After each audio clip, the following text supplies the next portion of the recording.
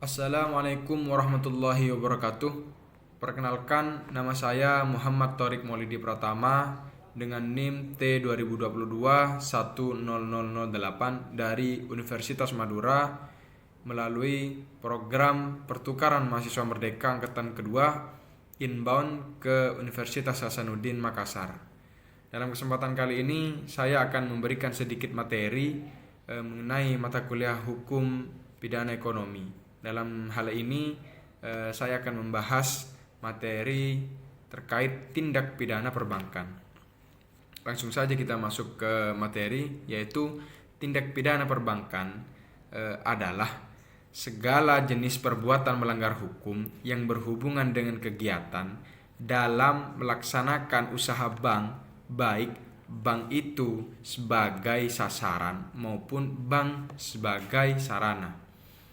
Tindak pidana perbankan juga disebut banking crime, merupakan tindak pidana yang dilakukan oleh bank. Tindak pidana perbankan sebagai bagian dari tindak pidana ekonomi juga. Dalam hal ini kita merujuk pada dasar hukum Undang-Undang Nomor 7 Tahun 1992 tentang perbankan, sebagaimana diubah menjadi Undang-Undang Nomor 10 Tahun 1998. Dalam peraturan ini ada dua jenis tindak pidana, yaitu yang pertama kejahatan dan yang kedua adalah pelanggaran.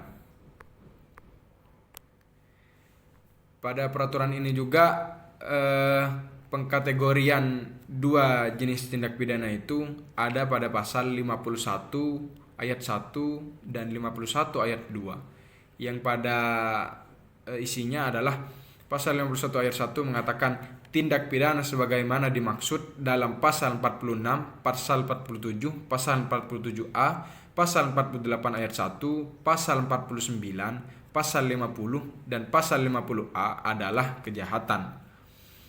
Dan pada pasal 51 ayat 2 pengkategorian mengenai tindak pidana pelanggaran, yaitu tindak pidana sebagaimana dimaksud dalam pasal 48 ayat 2. Nah, di situ adalah pengkategorian sebagai tindak pidana sebagai pelanggaran.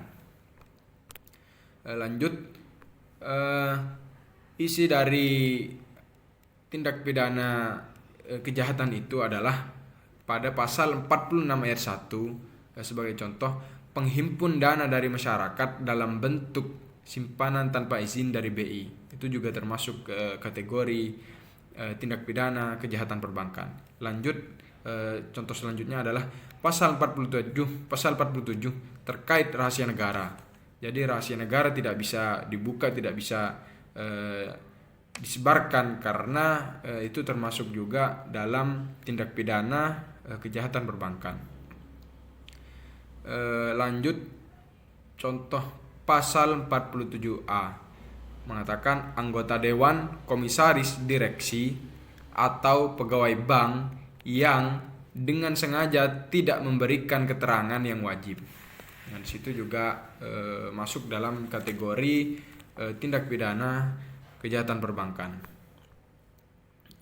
Lanjut, pada kategori tindak pidana perbankan dalam hal pelanggaran, yaitu ada pada pasal 48 ayat 2 yang mengatakan anggota dewan, komisaris, direksi dan pegawai bank yang lalai memberikan keterangan yang wajib dipenuhi.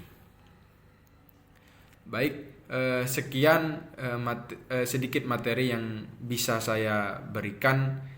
Kurang dan lebihnya mohon maaf. Wassalamualaikum warahmatullahi wabarakatuh.